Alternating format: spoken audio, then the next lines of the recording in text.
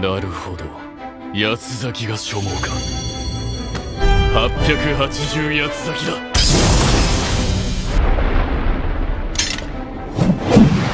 故に世界を滅ぼす。Halo semua, bagaimana kabarnya? Semoga keadaan kalian baik-baik saja.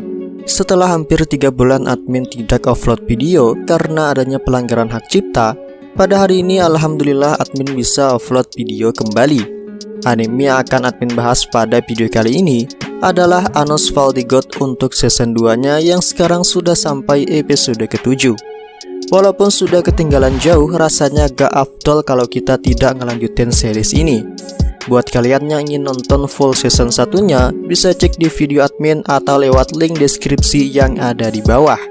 Baiklah, jika kalian sudah siap, langsung saja kita masuk ke alur ceritanya.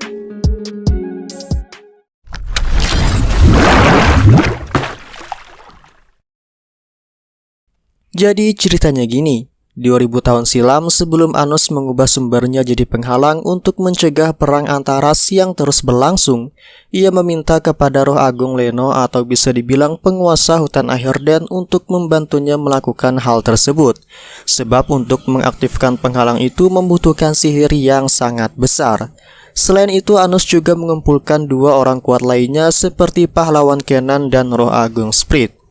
Namun saat Roh Agung Leno ingin pergi ke kastil Anos, ia dihadang oleh dewa surgawi yang bernama Nosgalia. Nosgalia ini bisa dibilang pemimpin dari para dewa yang punya kuasa untuk mengatur tatanan di dunia. Jadi apapun yang ia katakan, maka sifatnya akan mutlak atau dalam kata lain akan tunduk dengan perintahnya.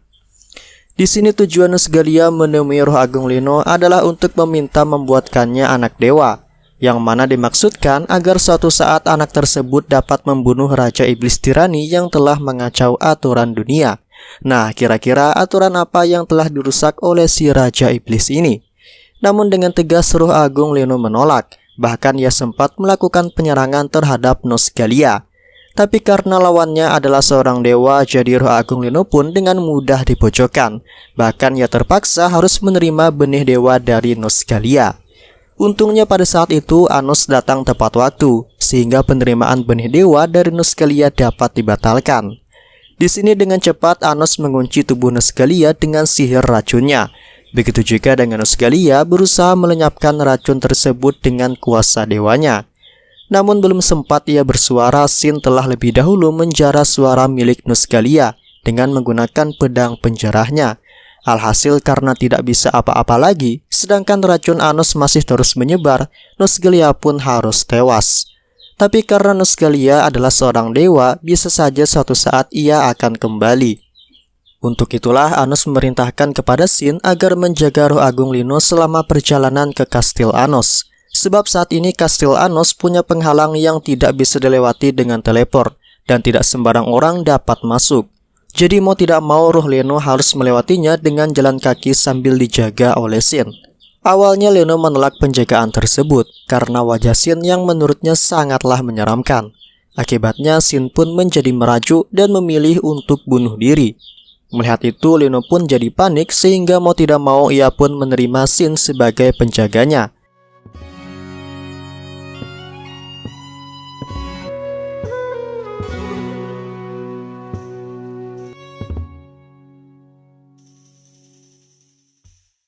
Singkatnya, setelah sampai di kastil Anos, rencana pembuatan dinding di setiap wilayah masing-masing ras pun sukses dilakukan, tentunya dengan mengorbankan sumber dari Anos itu sendiri. Sin yang melihat hal itu pun cukup sedih. Kemudian setelah selesai di kastil Anos, Roh Leno pun kembali ke hutan Ahirden bersama dengan Sin yang masih punya tugas untuk menjaga Leno. Namun saat sampai di hutan Ahirden, di sana sudah ada hewan suci Gwen yang tengah mengepung mereka, serta memakan separuh dari kehidupan hutan Ahirden. Untungnya berkat Sin, hewan tersebut pun bisa diatasi. Tapi tiba-tiba seorang anak kecil pun muncul. Anak itu memperkenalkan diri kalau namanya adalah Anos Fall the God. Lalu cerita pun balik ke 2000 tahun setelahnya. Ketika Anos dan teman-temannya memasuki kelas, rupanya dirinya masih direndahkan karena punya darah campuran. Admin kira setelah insiden terbunuhnya Jerega, para iblis bangsawan sudah mengakui kalau Anos adalah Raja Iblis tirani asli. Ternyata mereka masih berpegang pada rumor Apus Delivia sebagai Raja Iblis. Tapi tidak semua kok, melainkan hanya bangsawan yang tidak ikut pada insiden Ajezion sebelumnya. Kemudian Bumino selaku wali kelas memberitahu mengenai kedatangan Eleanor dan Jessia sebagai pelajar pertukaran, bersama 3 orang lainnya, yaitu Ledriano, Laos, dan Heine, yang dikenal sebagai Mosal KW dari pahlawan Kenon. Namun mereka beda kelas dari Eleanor dan Jessia. Setelah itu Bumino memperkenalkan 1 orang lagi untuk menggantikannya sebagai wali kelas. Ia adalah Erdomaed Detijon, seorang iblis yang berasal dari 2000 tahun lalu, serta salah satu penyandang gelar Raja Jahat yaitu Raja Maut Api. Di dalam cerita Anos, dahulu terdapat 4 raja jahat yang sangat kuat. Kekuatan mereka melebihi 7 tetua iblis yang telah diciptakan oleh Anos, namun masih belum mampu untuk melebihi kekuatan Anos. Mereka dikenal sebagai Raja Kutukan, Raja Tugu Merah, Raja Neraka, dan Raja Maut Api yaitu Erdomaed. Tapi sebenarnya di sini Erdomaed adalah Nosgalia yang menyamar. Entah apa tujuannya.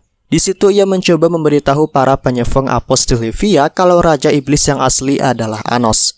Bahkan dirinya sampai mengeluarkan sihir Zek yang dibuat 7 tetua iblis untuk membenarkan pernyataan tersebut. Tapi karena penyefeng Apos keras kepala, ia pun menyuruh Anos agar sedikit memberikan pembuktian kalau ia beneran Raja Tirani.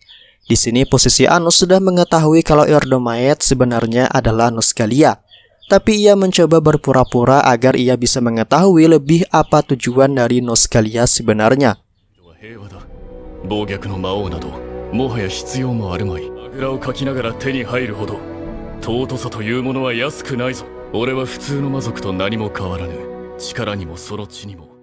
Singkatnya, usai Anos memberikan sedikit arahan kepada para iblis penyefeng Apos, Anos pun mulai membongkar penyamaran Nosgalia. Namun di sini hanya Anos saja yang mengetahui penyamaran tersebut, karena ia ingin terus melihat apa tujuan Nosgalia melakukan hal tersebut. Setelah Anos duduk, pelajaran dari Nosgalia pun dimulai.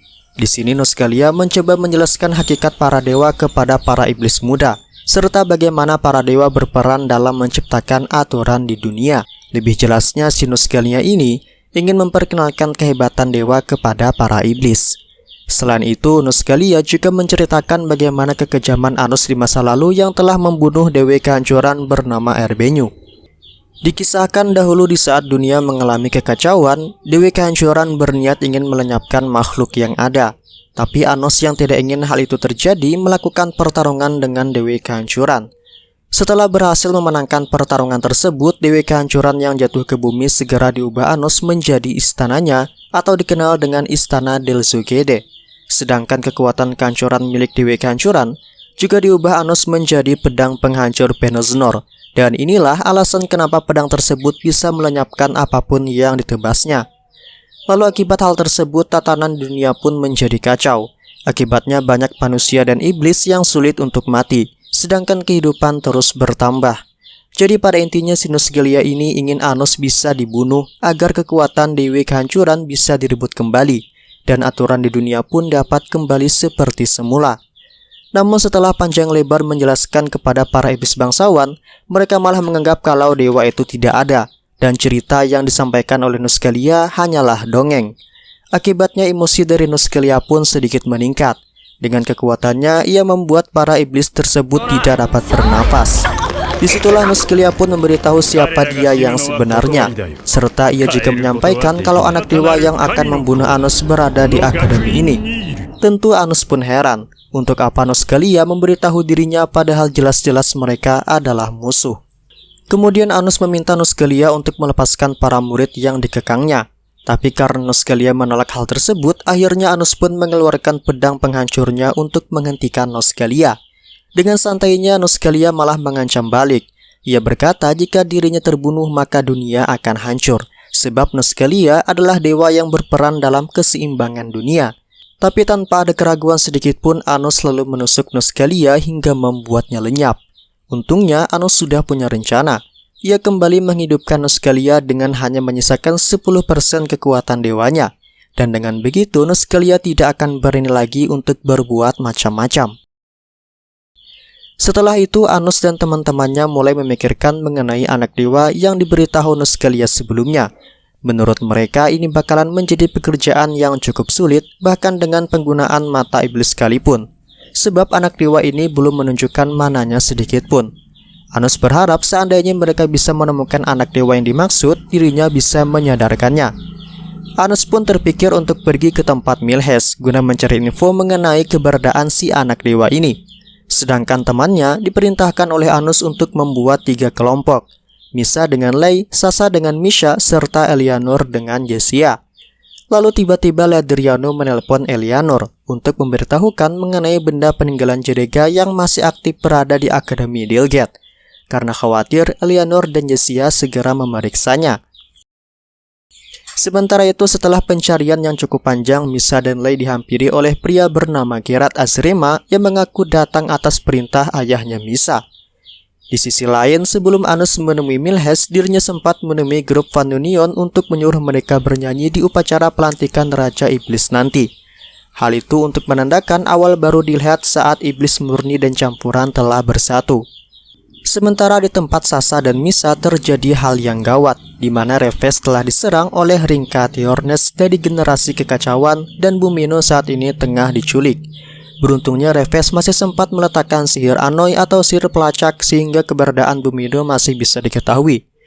Mendengar hal itu, Anos pun meminta agar Sasa dan Misa berhati-hati, sebab orang yang mereka kejar kemungkinan merupakan iblis 2000 tahun lalu, dan bisa saja ini hanya jebakan untuk memancing mereka. Setelah itu, Anos segera pergi ke tempat Milhes. Ketika ia datang, Milhes sudah tewas karena telah dibunuh oleh pria bernama Zek yang mengaku sebagai pelayan Raja Maut Api atau Erdomaet. Dengan segera, Anos mencoba menghidupkan Milhes kembali. Namun, Zek dengan cepat menangkal sihir tersebut. Rupanya Zek ini juga merupakan iblis 2000 tahun lalu yang telah berinkarnasi, dan tujuannya menemui Anos adalah untuk mengajak Anos bermain adu akal. Karena ia tahu jika dirinya bertarung maka tentu ia akan kalah. Permainannya sederhana, Anos hanya perlu menebak siapa anak dewa yang sebenarnya dalam 18 kali tebakan. Jika Anos berhasil maka kuasa dari Zek akan hilang selama 5 detik. Sebaliknya jika Anos kalah maka kuasanya akan hilang selama 5 detik dan tentunya dengan 3 peraturan yang tersedia. Pertama, Anos tidak boleh bertanya 2 kali.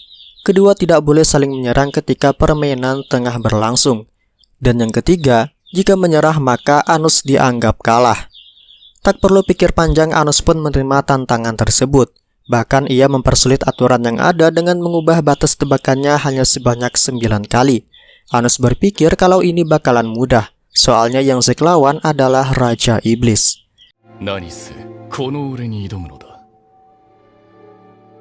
Sementara itu di tempat lain, teman-temannya Anos tengah mengalami hal yang gawat, di mana mereka semua juga diserang oleh iblis 2000 tahun lalu, serta merupakan pelayan dari masing-masing 4 raja jahat, yaitu Gerard Azrema pelayan dari Raja Kutukan, yang saat ini berhadapan dengan Lei dan Misa, Ringka Tiornes pelayan dari Raja Neraka yang tengah menghadang Sasa dan Misha, serta Zabroges pelayan dari Raja Tugu Merah yang saat ini berhadapan dengan Eleanor dan Jessia. Bahkan sebelumnya ia telah meracuni Ledriano serta 2 rekan yang lainnya. Tujuan mereka sebenarnya juga mencari si anak dewa, yang mana diketahui di sini adalah Misa. Hal ini sesuai dengan perkataan Gerard kalau Misa terlahir dari roh agung Leno. Mereka berencana untuk melenyapkan muasal Misa, supaya dapat membangkitkan rumor yang ada di tubuh Misa. Selain itu, mereka juga punya tugas mencari benda sejarah seperti batu ikram dan istana Delzugede.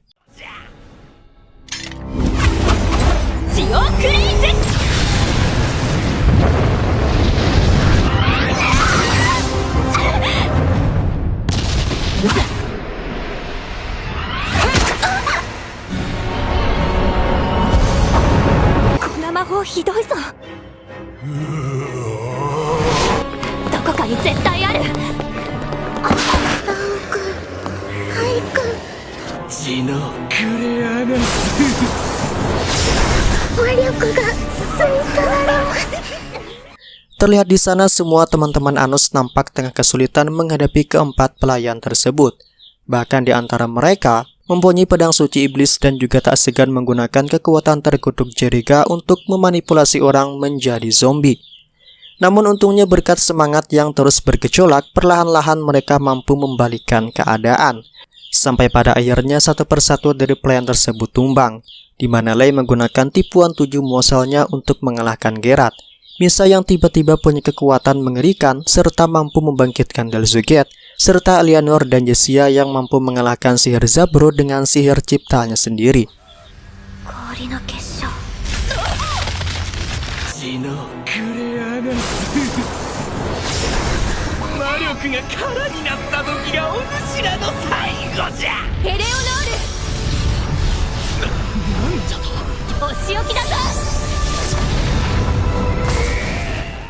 Sementara itu di tempat Milhes, rupanya Anus telah terkena jebakan dari Zack. Sejak awal permainan tersebut tidak ada jawabannya.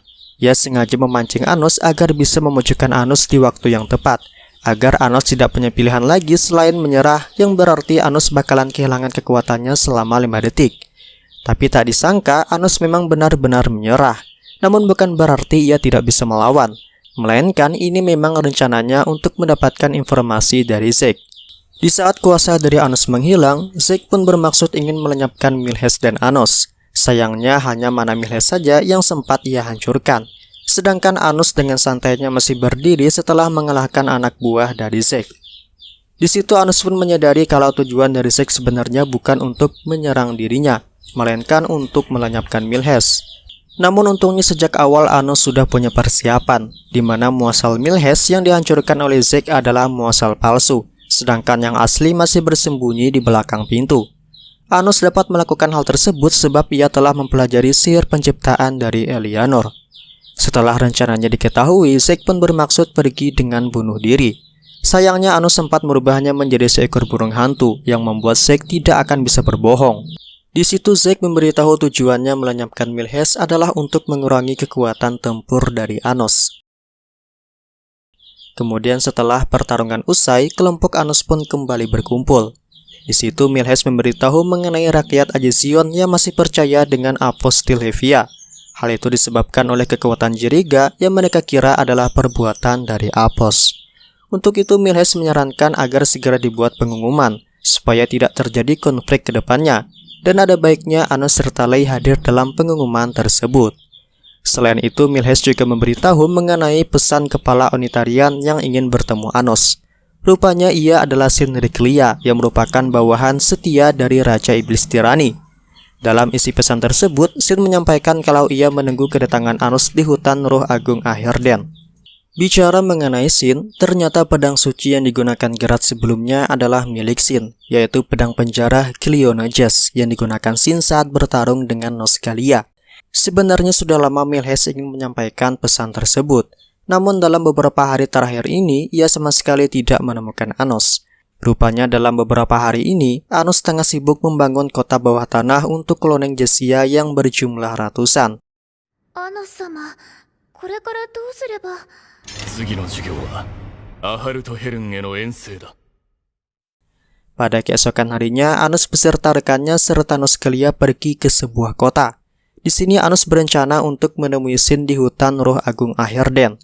Namun untuk pergi ke tempat tersebut, Anus perlu rumor atau petunjuk supaya mereka dapat memasuki gerbang hutan Roh Agung. Ketika sedang berkeliling, Anus melihat seorang gadis yang sedang dimaki-maki oleh beberapa pria. Para pria itu kesal sebab si gadis terus menyebarkan rumor dari hutan roh yang menurut mereka tidak ada, serta membongkar penipuan yang dijalankan oleh mereka. Beruntungnya Anus saat itu datang menolong. Hanya dengan sedikit haki, para pria tersebut pun langsung terpental.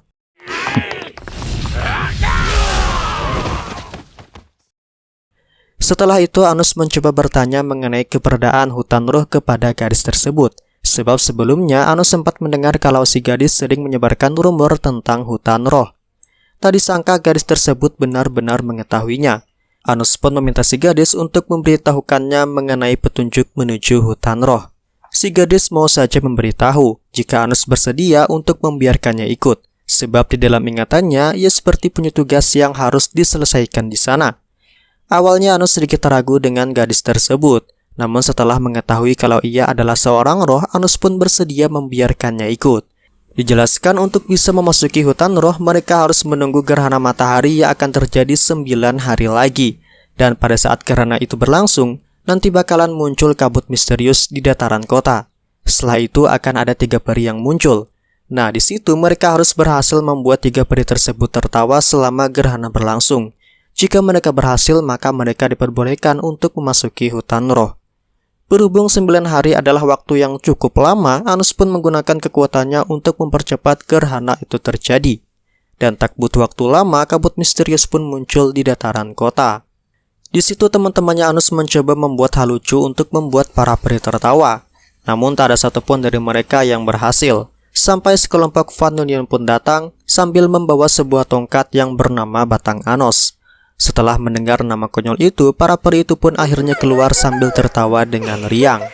Karena telah berhasil menghibur para peri, pada akhirnya mereka semua diperbolehkan memasuki hutan roh. Dalam perjalanan, Anos sempat bertanya mengenai Sinnerglia. Namun sepertinya para peri tersebut tidak ingin memberitahunya. Mereka hanya berkata kalau mereka tidak mengetahuinya. Lalu para peri tersebut menghampiri gadis roh sebelumnya.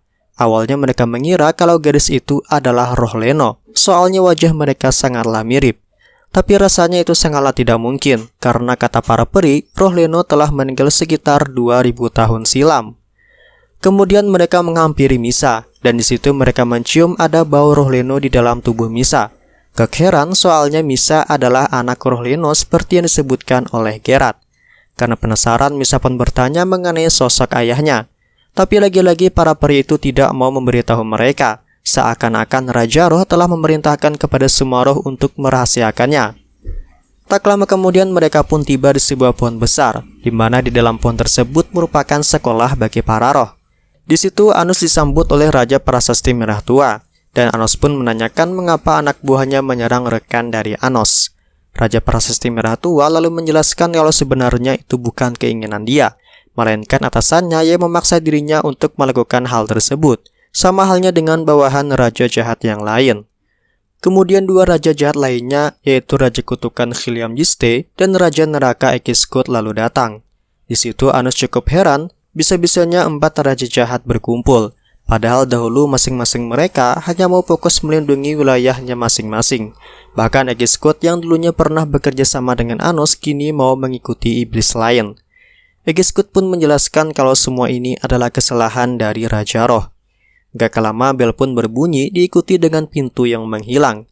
Kemudian muncullah roh bernama Anonion yang merupakan staf pengajar mengenai sejarah roh di kelas ini. Ia memberitahu sekali masuk kelas maka mereka tidak akan bisa keluar kecuali telah menyelesaikan ujian. Mereka yang gagal akan dilenyapkan oleh serigala bayangan jinur, dan mereka yang lulus akan dipersilakan menemui Raja Roh. Namun jika terdeteksi ada kecurangan, maka mereka akan dilempar untuk dipaksa mengelilingi ular panjang Epitio, yang panjangnya setara dengan 7 kali mengelilingi bumi. Dan menurut novelnya tempat tersebut berada di bawah pohon Anonion. Kemudian Anos pun bertanya bagaimana cara mereka agar bisa lulus. Lalu Anonion kembali menjelaskan bahwa mereka harus menyelesaikan 3 tes terlebih dahulu dengan nilai rata-rata 80. Dan jika mereka berhasil lulus dari 3 tes tersebut, mereka berhak menyelesaikan ujian selanjutnya, yaitu ujian roh, yang mana jika mereka berhasil, maka mereka dapat bertemu dengan Raja Roh serta dapat menanyakan apapun yang mereka mau termasuk keberadaan Sin. Dan perihal mereka yang dilenyapkan oleh serigala bayangan jinur juga bisa dikembalikan jika meminta kepada Raja Roh. Jadi pada intinya, jika Anos ingin bertemu dengan Sin, maka mereka harus mengikuti ujian roh terlebih dahulu. Kemudian setelah memahami aturan yang dijelaskan, Anos meminta kepada Anonion supaya tes tersebut dijadikan satu, agar mereka semua tidak kelamaan menunggu. Anonion pun menerima permintaan tersebut, namun dengan syarat nilai rata-ratanya akan ia naikkan menjadi 90. Mendengar hal tersebut, Raja Prasasti Merah Tua cukup terkejut, sebab waktu tes akan berlangsung 1 minggu lagi, dan ia tidak yakin tim Anos dapat lulus. Lalu Anos pun membuat taruhan terhadap Raja Prasasti Merah Tua untuk membungkam mulutnya. Anos berkata jika mereka semua dapat lulus, maka Raja Prasasti Merah Tua harus memberitahunya mengenai sosok iblis yang telah ia layani. Sebaliknya jika ia gagal, maka Raja Prasasti Merah Tua dapat mengambil sumbernya. Kemudian keduanya pun menggunakan sihir Zek sebagai tanda perjanjian mereka.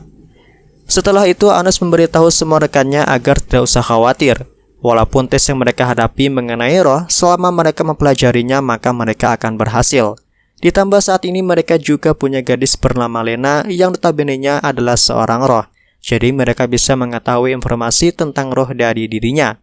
Tapi karena saat ini Lena sedang hilang ingatan, Anus pun mencoba mengembalikan ingatannya terlebih dahulu. Sayangnya hanya beberapa saja yang dapat Lena ingat, sedangkan informasi yang lainnya Lena nampak kurang tahu dan Anus pun berpendapat kalau amnesia yang diderita oleh Lena bukan amnesia biasa. Setelah itu kelompok Anus pergi ke perpustakaan roh, tempat di mana semua informasi mengenai roh dibukukan, tentunya sesuai pemberitahuan dari Lena. Di situ Anus beserta rekannya berusaha mempelajari seluruh buku yang ada.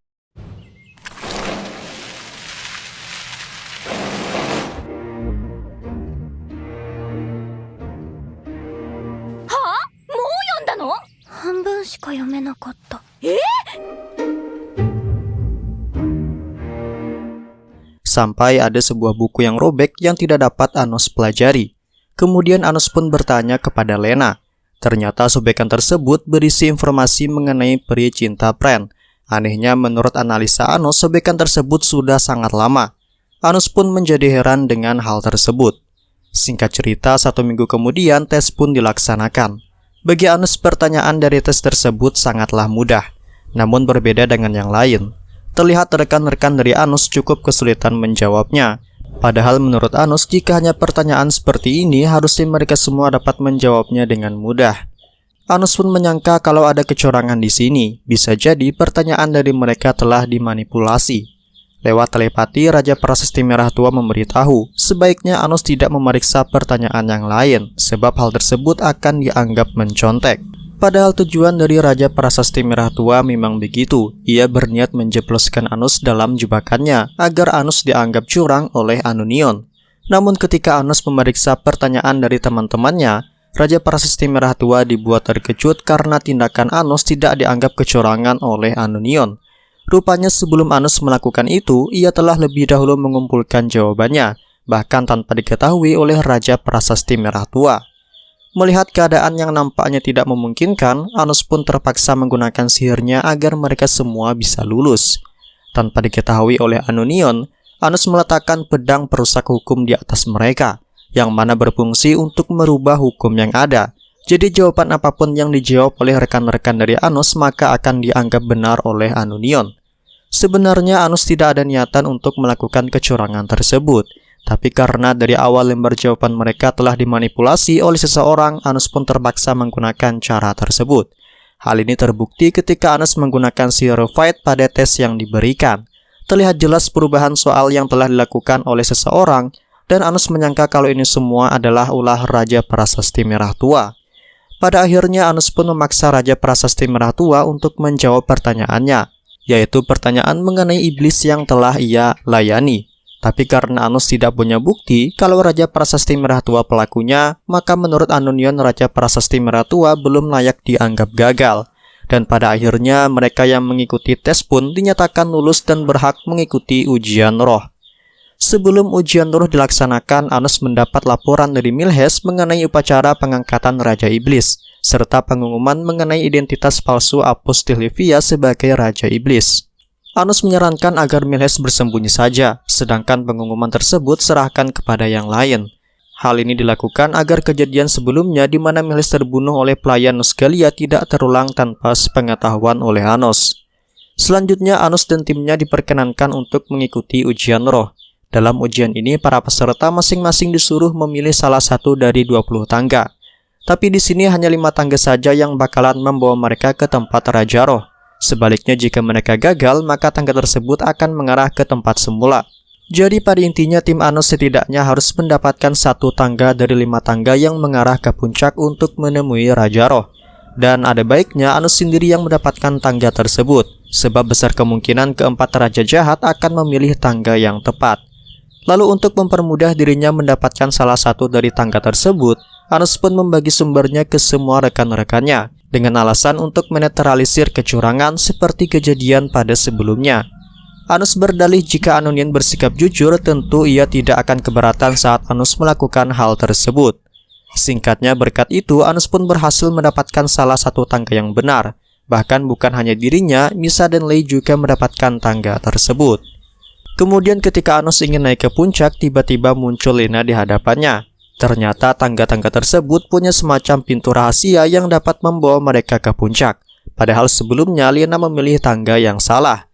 Dengan segera Anos memberitahu Misa dan Sasa untuk menemukan jalan rahasia tersebut. Lalu Anos pun meminta Lena jika ia mengingat sesuatu lagi mengenai jalan rahasia agar segera memberitahu dirinya. Singkat cerita, setelah perjalanan yang lumayan memakan waktu, Anos dan Lena tiba di tempat yang dipenuhi oleh bunga-bunga. Tentunya tempat tersebut tidak asing bagi Lena, sebab dahulu merupakan tempat di mana roh Leno dan Shin pernah bersama. Lalu di depan sebuah pedang yang tertancap, Lena pun menangis, seakan ada hal yang harus ia bicarakan kepada si pemilik pedang itu. Tiba-tiba Raja Neraka yang bernama Khilam Jiste menghampiri Anos. Di situ ia memberitahu kalau Raja Neraka atau Tuan Khilam telah dilenyapkan oleh serigala bayangan Jinur, dan itu semua atas kehendak dari Raja Roh. Jiste pun meminta kepada Anos untuk menyelamatkannya. Ia tahu kalau Anos kurang akur dengan Tuan Khilam, tapi hanya inilah satu-satunya cara untuk menyelamatkan Tuan Khilam, sebab di luar dari puncak Anunion, dia dan keempat Raja Jahat berada dalam pengawasan Raja Roh. Jadi pada dasarnya Raja Neraka ini punya dua kepribadian, yang satu bernama Tuan Khilam dan yang satu bernama Jiste. Mereka ini merupakan sepasang kekasih dengan dua sumber namun di dalam satu tubuh. Lalu Anos bertanya siapa sosok dari Raja Roh ini. Jiste pun menjelaskan kalau dahulu ia merupakan pelindung roh setelah Anos bereinkarnasi. Dan untungnya ia pernah satu kali melihat sosok dari Raja Roh ini. Lalu ia pun memperlihatkan gambarannya kepada Anos yang membuat Anos sedikit kaget. Lantaran sosok tersebut pernah Anos temui ketika ia tengah berada di turnamen pedang sihir. Sementara itu di tempat lain, Sasa dan Lei yang tengah saling bertemu melanjutkan perjalanan ke pintu selanjutnya. Di tempat tersebut mereka sempat dihampiri oleh serigala bayangan Jinur. Tapi anehnya serigala tersebut tidak menyerang mereka, malahan mempersilahkan mereka untuk pergi menemui Raja Roh. Di tempat Anos ketika ia melanjutkan ke pintu selanjutnya, ia juga dihadang oleh serigala bayangan Jinur. Beruntungnya di tempat tersebut Anos bertemu dengan Ekiskot atau Raja Neraka, sehingga mereka pun melakukan kerjasama untuk bisa mengalahkan sang serigala.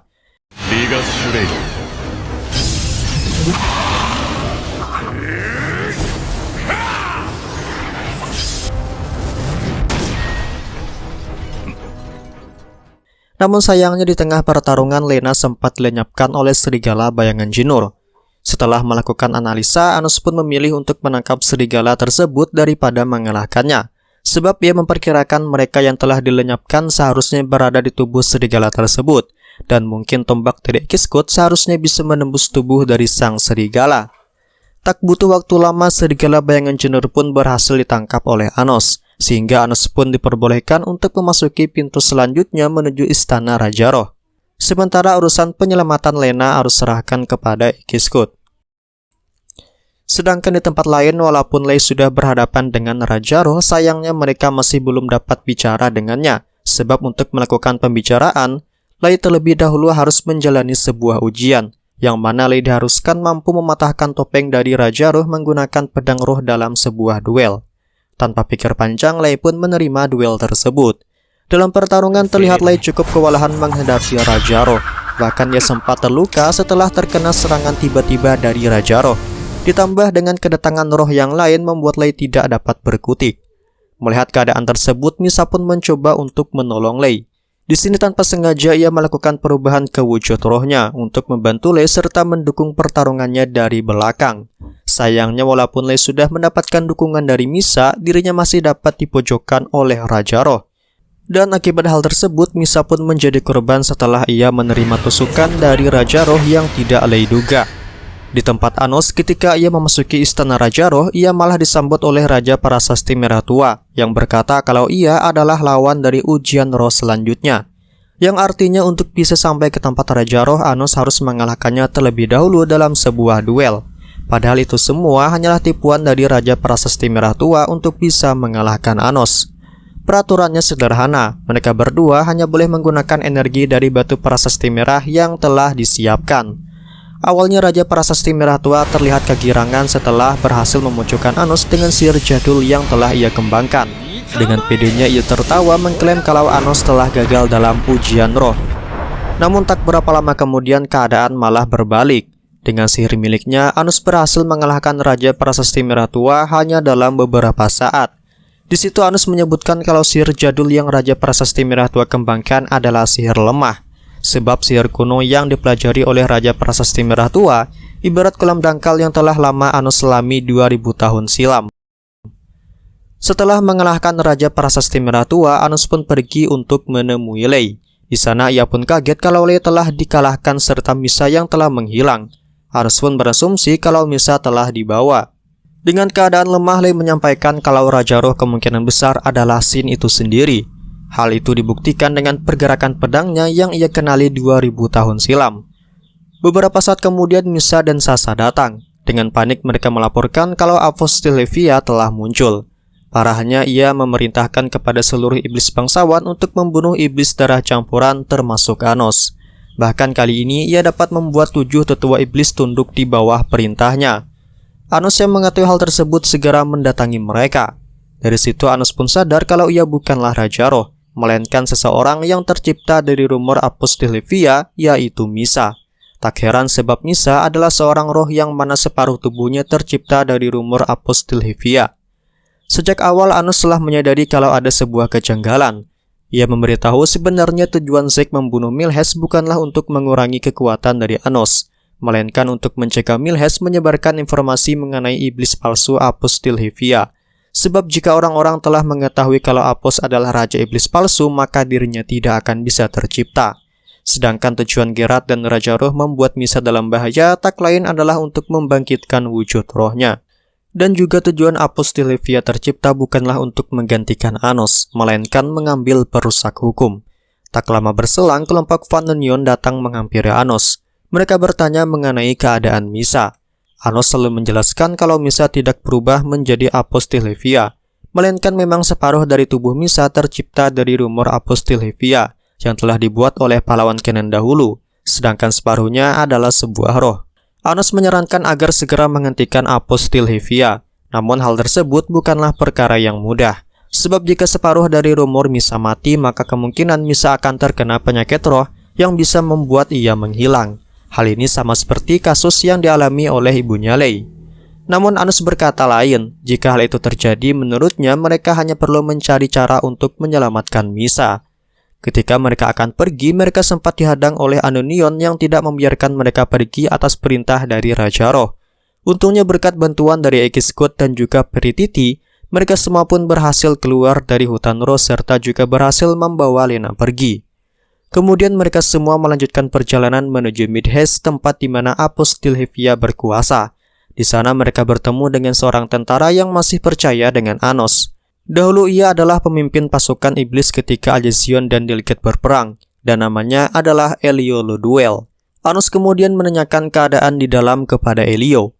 Elio memberitahu kalau keadaan di dalam sangatlah buruk. Akibat ulah dari Apostilevia, kekerasan yang dilakukan oleh para bangsawan kepada iblis darah campuran semakin menjadi-jadi. Mereka menyerap energi dari para iblis campuran untuk dijadikan tambahan tenaga. Untungnya orang tua Anos masih selamat dari kejadian itu, sebab di dalam rumah mereka telah Anos berikan sebuah perlindungan. Akan tetapi berbeda dengan mantan guru Anos, yaitu Emilia. Dirinya yang telah berubah menjadi seorang iblis darah campuran hampir saja terbunuh oleh 3 orang iblis bangsawan yang berada dalam kendali Apostilevia. Beruntungnya orang tua Anos masih sempat untuk menolongnya. Sayangnya dengan kekuatan mereka mustahil untuk menghentikan ketiga orang tersebut. Bahkan dalam insiden ini ayahnya Anos sempat terluka. Tak lama Anos pun datang. Ia yang melihat kedua orang tuanya ditindas segera memberikan pelajaran kepada ketiga bangsawan tersebut dengan cara menghancurkan tubuh mereka menjadi 888 bagian.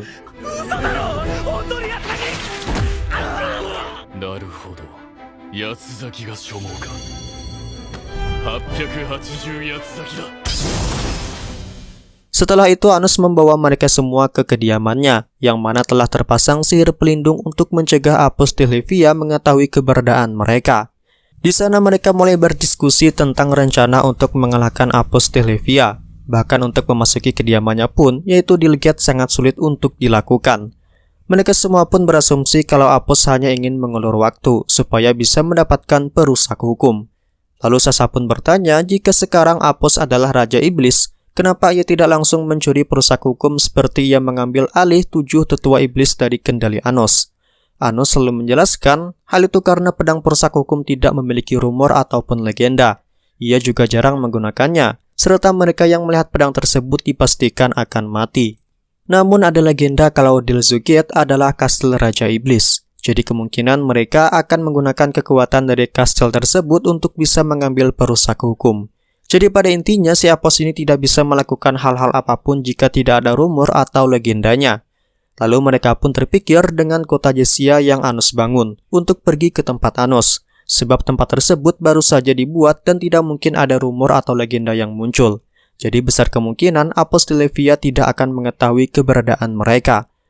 Anos yang lainnya pun lalu bersiap untuk pergi, sementara kelompok Van den Neon ia suruh untuk menjaga orang tuanya. Namun saat ia akan berangkat, Emilia muncul, meminta kepada Anos untuk membunuhnya, karena dirinya sudah tidak tahan hidup sebagai iblis darah campuran. Lalu Anos menawarkan apakah Emilia ingin kembali menjadi bangsawan. Tentu Emilia pun kaget mendengarnya. Tapi Anos memberitahu jika seandainya dirinya menjadi bangsawan, apakah ia akan bahagia hidup sebagai penindas orang lain. Memang kembali menjadi bangsawan adalah hal yang bagus, tapi apakah itu bisa dianggap mulia setelah melakukan penindasan kepada orang lain? Mendengar hal tersebut, Emilia pun hanya terdiam dan menangis meratapi perbuatannya dahulu. Setelah itu, Anos serta yang lainnya berangkat menuju kota Jessia yang terhubung dengan rumahnya. Terlihat kota tersebut cukup megah, hampir seperti bangunan pada umumnya. Kemudian Anos memasuki sebuah ruangan yang mana ruangan tersebut adalah jalan penghubung menuju istana Delzu Gate. Dengan hati-hati Anos serta yang lainnya mengelilingi istana Delzu Gate. Di tengah jalan mereka lalu bertemu dengan Revez dan Bumino yang tengah melakukan pengawasan bersama iblis bangsawan lain. Anos yang tahu Revez dan Bumino tidak terpengaruh kendali Apos lalu menyapanya. Sadar kalau itu adalah Anos, Revez dan Bumino segera membuat alasan agar mereka dapat berbicara dengan Anos. Setelah dirasa aman, Anos lalu mulai menampakkan diri. Di sana ia memberitahu ada 2 hal yang harus dilakukan sebelum menghentikan Apos. Pertama, ia meminta kepada Bumino dan Revez untuk mencari tahu tentang Raja Roh, Noscalia yang menyamar jadi Erdomaet serta lokasi dari Apos Tilhevia. Dan yang kedua, ia akan pergi ke masa lalu tepatnya 2000 tahun silam untuk mengetahui 3 hal, yaitu siapa sosok sebenarnya dari Raja Roh, terus kenapa Roh Agung Leno bisa mati dan kenapa Misa bisa terlahir. Lalu untuk melakukan hal tersebut, Anos harus pergi ke ruangan harta, di mana di sana terdapat sabit waktu yang Anos dapat saat mengalahkan penjaga waktu. Ia yakin dengan sabit tersebut serta bantuan energi dari rekan-rekannya seharusnya cukup untuk pergi ke 2000 tahun lalu. Namun yang jadi masalah karena penggunaan mana yang terlalu besar ditakutkan akan diketahui oleh para iblis. Untuk itu mereka pun harus memutar otak lagi mencari cara bagaimana agar para iblis pergi menjauh. Revez pun kemudian mengusulkan untuk menyerangnya dengan sihir yang tidak dapat disembuhkan, seolah-olah ia telah diserang oleh Anos. Dan dengan begitu, ketika para iblis mendatanginya, Bumino akan menggiring mereka ke tempat lain, berpura-pura kalau Anos dan bawahannya telah pergi ke tempat lain. Tapi tentunya rencana tersebut sangatlah berisiko. Revez bakalan menerima rasa sakit yang luar biasa selama ia terkena sihir tersebut. Namun hal itu tak menggoyahkan mental Revez sedikit pun. Dan beruntungnya rencana tersebut berhasil dilakukan. Lalu setelah mendapatkan sabit waktu, Anos beserta yang lainnya segera menyatukan energi mereka. Sampai pada akhirnya, sampailah mereka ke 2000 tahun silam, tepatnya setelah Anos bereinkarnasi. Di sana Anos memberitahu mengenai rumor hutan Aherden. Untuk bisa sampai ke sana, mereka harus melempar sebuah permen warna air ketika bulan dalam keadaan remang-remang. Namun Anos memperingatkan mereka agar tidak asal menggunakan sihir, karena hal tersebut dapat mengakibatkan alur waktu terganggu. Kemudian mereka lalu pergi ke pasar malam untuk membeli beberapa permen berwarna air atau disebutnya permen cahaya. Tanpa sengaja di sana mereka melihat Leno dan Sin yang sedang berduaan. Rupanya mereka ingin membeli permen yang sama dengan Anos, tapi sayangnya permen tersebut telah habis sebab sudah Anos borong. Hal itu pun mengakibatkan Roh Agung Leno menjadi kesal dengan Sin. Lalu Jessia dan Eleanor pun menghampiri mereka, memberikan 2 permen cahaya agar Roh Leno senang. Setelah itu mereka berdua lalu pergi menuju ke hutan roh. Kemudian Anos menanyakan sesuatu kepada Lena. Apakah ada ingatan yang muncul setelah melihat Roh Agung Leno? Tapi sepertinya Lena masih tidak mengingat apapun. Namun ia merasa akan terjadi hal yang gawat terhadap mereka. Dan benar saja ketika mereka memasuki hutan roh, mereka telah dihadang oleh serigala Gwen yang telah memakan sebagian dari para roh. Anos pun terkejut kenapa hewan dewa bisa memasuki tempat ini. Namun untungnya berkat pertolongan dari Shin, roh agung Leno dapat selamat. Sayangnya di sini keberadaan dari Anos dan yang lainnya telah diketahui. Mereka yang awalnya cuma ingin mengawasi terpaksa harus menampakkan diri, tapi tentunya dalam keadaan menyamar. Di sini Anos merubah wujudnya menjadi seorang anak kecil dan memperkenalkan diri dengan nama Anoshu Volticol. Dan scene ini adalah kelanjutan dari scene yang ada di awal episode. Supaya tidak ada kecurigaan, Anos mengaku kalau mereka semua hanyalah seorang penghibur jalanan yang ingin menghibur tempat ini. Dan dengan sedikit trik, untungnya roh Leno bisa mempercayai mereka. Sedangkan Shin karena Anos adalah atasannya, jadi mudah saja bagi Anos untuk membuat ia percaya. Berhubung roh Leno telah berada di hadapan mereka, sekalian Anos menanyakan mengenai Lena yang telah kehilangan ingatannya. Ia berharap roh Leno dapat mengetahui sesuatu tentang Lena. Sayangnya roh Leno juga tidak mengetahuinya. Lalu ketika Anos akan pergi, roh Leno memintanya untuk bicara empat mata. Rupanya ia mengetahui identitas dari Lena. Ternyata ia adalah peri cinta Friend, yaitu peri yang menggembara untuk menemukan ingatan tentang cintanya. Namun ia akan hilang ingatan saat tahu kalau ia adalah peri cinta Friend. Untuk itu roh Leno meminta Anos supaya merahasiakan sampai ia menemukan ingatan tentang cintanya. Lalu tiba-tiba serigala Gwen dengan tubuh yang cukup besar kembali menyerang hutan roh. Dengan segera Lei berusaha menghentikan hewan tersebut. Tapi sayangnya pedang miliknya malah tidak dapat dikeluarkan. Soalnya senjata sihir tidak dapat dibawa ke masa lalu. Untungnya Shin berbaik hati meminjamkan pedang unit Sigesta kepada Lei. Dan dengan sekali tebas hewan tersebut pun langsung dikalahkan. Kemudian ketika Lei akan mengembalikan pedang tersebut, Shin malah membiarkan Lei untuk memakainya. Namun dengan bayaran ia harus bersedia menjadi lawan sparring Shin. Dan itulah alur cerita lengkap Anos Voldigood Season 2 dari episode pertama sampai ke-6. Semoga episode selanjutnya bisa keluar dengan cepat.